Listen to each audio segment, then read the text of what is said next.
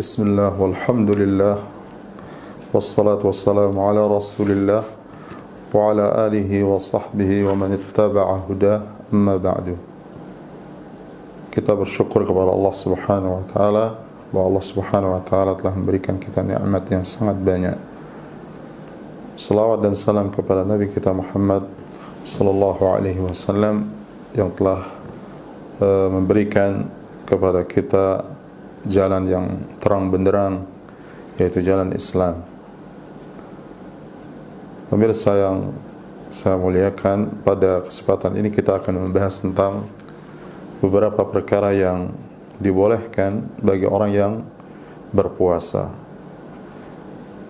Ada beberapa hal yang sebenarnya dibolehkan ketika orang itu sedang berpuasa dan bukan termasuk perkara yang dilarang atau mungkin berkembang di sebagian orang bahwa itu perkara sesuatu yang dilarang, tapi dia sebenarnya dibolehkan di dalam syariat karena tidak ada dalil yang menunjukkan bahwasanya dia itu sesuatu yang terlarang di dalam syariat atau larangan yang berkaitan dengannya.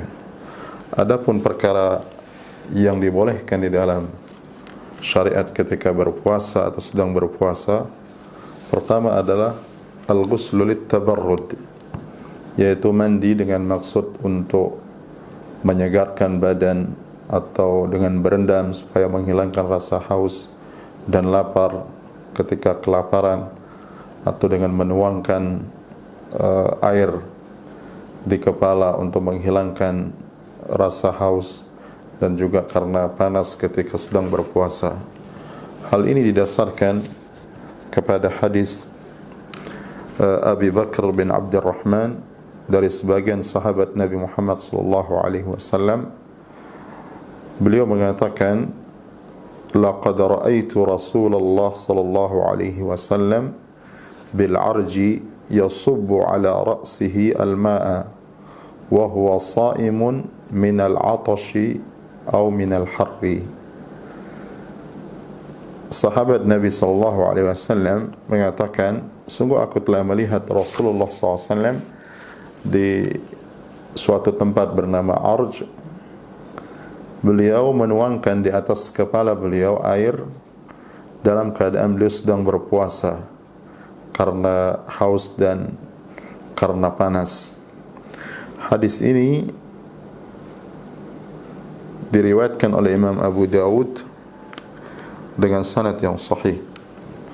Hadis ini menunjukkan bahwasanya seseorang kalau dia merasa haus atau dia merasa panas ketika berpuasa atau merasa lapar ketika dia berpuasa, boleh dia mandi untuk menyegarkan badannya atau berendam di kolam atau di sungai dengan maksud untuk menghilangkan dahaga. Boleh dilakukan hal tersebut, atau menyiramkan air di atas kepalanya.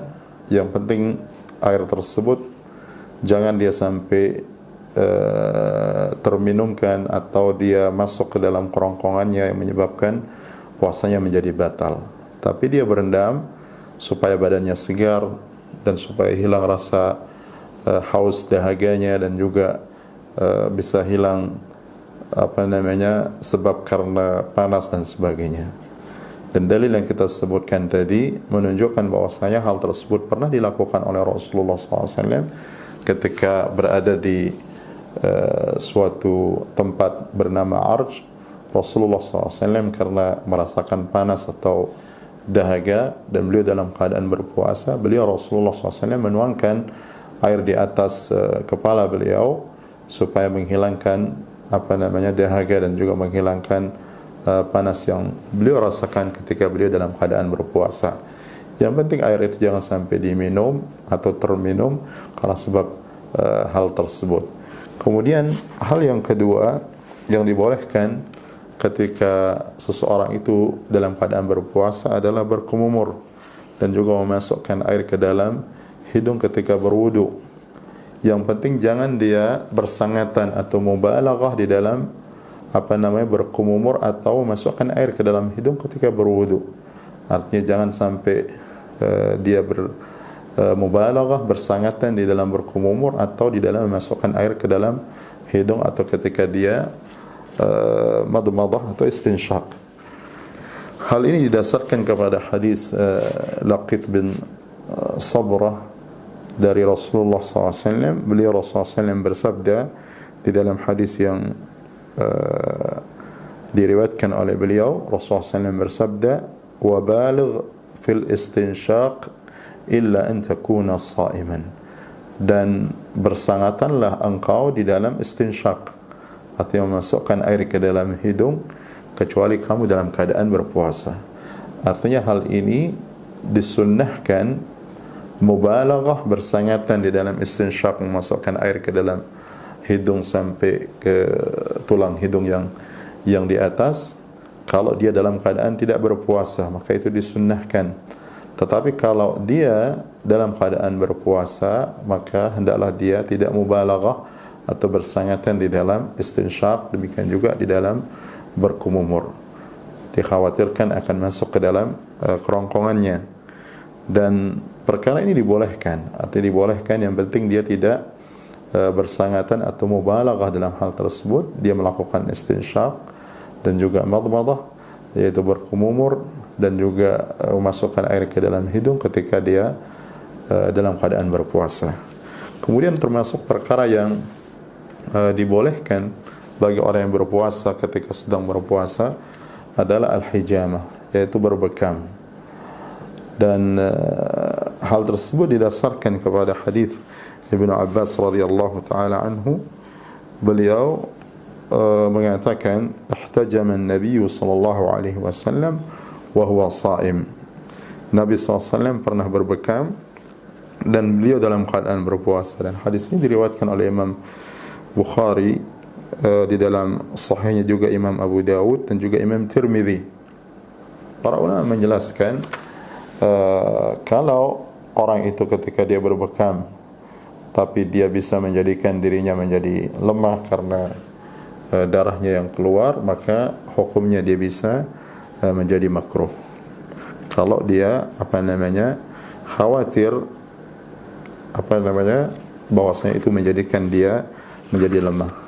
Disebutkan hal ini kalau hijamah tersebut menyebabkan dia menjadi lemah, yaitu dari riwayat Thabit Al-Bunani.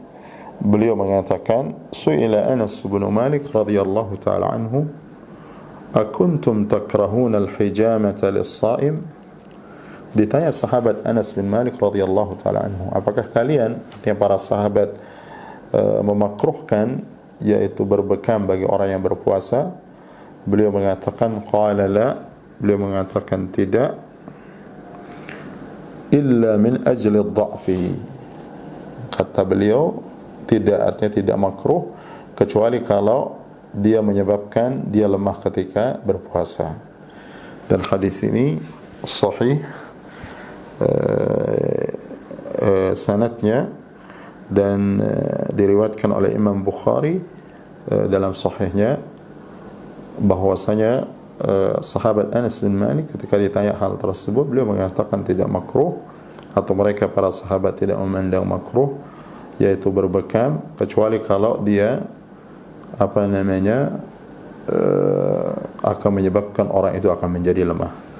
Termasuk perkara yang dibolehkan bagi orang yang berpuasa adalah berciuman atau bermesraan antara suami istri, kalau dia mampu mengendalikan dirinya tidak sampai jatuh ke dalam jima atau bergaul suami istri atau bersebadan antara suami istri. Karena kalau dia sampai bergaul atau jima, maka puasanya batal dan wajib atas laki-laki tersebut untuk membayar kafarah, yaitu kafarah besar seperti yang dijelaskan di dalam hadis yang panjang.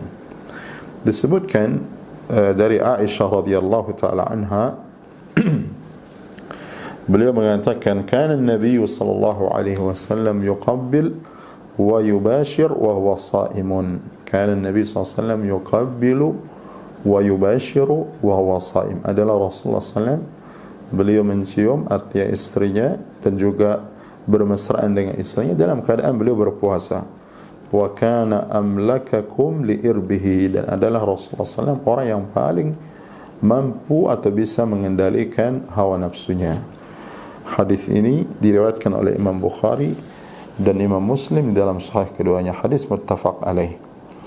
Dan tentang hal ini juga ada hadis yang sanadnya hasan li ghairihi dengan majmu' turuqnya, bahwasanya pernah ada seorang tua datang kepada Rasulullah SAW dan bertanya, ya Rasulullah, uqabbilu wa ana sha'im, ya Rasulullah, apakah aku boleh mencium istriku dalam keadaan berpuasa?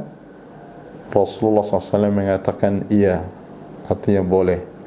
Lalu kemudian ketika berlalu laki-laki yang sudah tua ini datang beberapa saat kemudian seorang pemuda, kemudian dia mengatakan, ya Rasulullah, uqabbilu wa ana sha'im, ya Rasulullah, apakah aku boleh mencium istriku dalam keadaan berpuasa?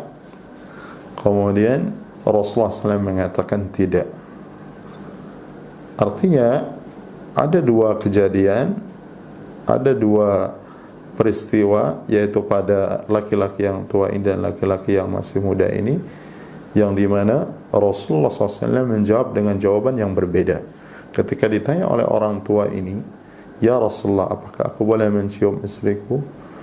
Rasulullah SAW mengatakan boleh, artinya iya. Kemudian ketika ditanya oleh laki-laki yang muda, ya Rasulullah, apakah aku boleh mencium istriku? Rasulullah mengatakan tidak, tidak boleh. Nah, para sahabat melihat jawaban yang berbeda pada pertanyaan yang sama ini, mereka melihat satu sama lain, dan Rasulullah SAW melihat keanehan yang dirasakan oleh sahabat dari jawaban beliau. Kemudian Rasulullah SAW mengatakan bahwasanya orang tua ini lebih bisa mengendalikan dirinya dibandingkan dengan laki-laki yang muda tersebut. Artinya Rasulullah SAW membolehkan bagi laki-laki yang sudah tua itu untuk mencium istrinya, karena dia bisa lebih mengendalikan dirinya dibandingkan dengan laki-laki yang muda itu yang beliau melarang atau tidak membolehkan untuk dia mencium istrinya. Kemudian termasuk perkara yang dibolehkan bagi orang yang berpuasa itu adalah, yaitu orang yang berpuasa itu dia berada di waktu pagi atau masuk waktu fajar dalam keadaan junub. Artinya kalau seseorang melakukan hubungan suami istri, yaitu di malam hari sebelum datangnya fajar shadiq, sebelum datangnya waktu subuh, lalu kemudian dia junub, maka boleh dia tidur dan kemudian mandi junub walaupun sudah masuk waktu subuh. Artinya boleh dia dalam keadaan bangun sudah masuk waktu subuh dalam keadaan dia junub. Dan itu pernah terjadi pada diri Rasulullah SAW. Artinya seseorang itu dia bergaul suami istri sebelum masuk waktu subuh atau sebelum masuk waktu fajar shadiq, kemudian dia tertidur. Dan di antara yang disunahkan oleh Rasulullah SAW, kalau orang itu dia ingin tidur sebelum dia mandi setelah dia junub dari istrinya, adalah dia berwudu sebelum tidur. Nah, kalau dia ingin dalam kalau dia misalnya tertidur sampai kemudian waktu subuh dan masih dalam keadaan junub, maka itu sesuatu yang dibolehkan. Hal ini didasarkan pada hadis Aisyah Ummul Mukminin dan juga hadis Ummu Salamah Ummul Mukminin, anna Rasulullah SAW, keduanya mengatakan anna Rasulullah SAW kana yudrikuhu al-fajru wa huwa junubun min ahlihi thumma yaghtasilu wa yasum. Adalah Rasulullah SAW, beliau di waktu pagi fajar datang dalam keadaan, artinya waktu fajar atau waktu subuh datang dalam keadaan beliau masih junub, yaitu karena menggauli istri beliau, kemudian beliau mandi dan melanjutkan puasanya dan terus berpuasa. Dan hadis ini diriwayatkan oleh Imam Bukhari dan Imam Muslim, hadis muttafaq alaih. Dan juga termasuk perkara yang dibolehkan yang berkaitan dengan orang yang puasa, yaitu menyambung puasa itu sampai waktu sahur. Artinya orang itu tidak berbuka, tidak makan apapun dari mulai fajar shadiq sampai waktu sahur baru dia makan. Artinya dia menyambung atau wisal dari puasanya tersebut, tapi sampai waktu sahur. Dan itu diperbolehkan seperti disebutkan di dalam hadis Abi Sa'id Al-Khudri, annahu sami'a Rasulullah SAW yaqul la tuwasilu fa ayyukum arada an yuwasila falyuwasil hatta as-sahar. Rasulullah SAW mengatakan seperti disebutkan oleh sahabat Abu Sa'id Al-Khudri radhiyallahu ta'ala anhu, la tuwasilu, Rasulullah SAW bersabda, la tuwasilu, jangan kalian menyambung puasa kalian atau wisal di dalam puasa kalian. Fa ayyukum arada an yuwasila, siapapun dari kalian yang ingin melakukan wisal atau menyambung, tidak membatalkan puasanya dengan makan sedikit pun, falyuwasil hatta sahar, boleh dia wisal atau menyambung puasanya hanya sampai waktu sahur. Qalu, mereka para sahabat mengatakan, fa innaka tuwasilu ya Rasulullah, sungguhnya engkau ya Rasulullah melakukan wisal atau menyambung puasamu. Qala lastu kahayatikum, Rasulullah SAW mengatakan, aku tidak seperti keadaan kalian. Inni abitu li mut'imun yut'imuni wa saqin yasqini. Rasulullah SAW mengatakan, sungguhnya aku berbeda dengan keadaan kalian. Sungguhnya aku bermalam atau tidur dalam keadaan aku ada yang memberikan makan kepadaku dan ada yang memberikan minum kepadaku. Kemudian termasuk yang berkaitan dengan masalah ini atau hal yang dibolehkan bagi orang yang berpuasa ketika dia melakukan puasa, yaitu yang ketujuh, yaitu melakukan siwak atau bersiwak, juga berwangi-wangian, termasuk juga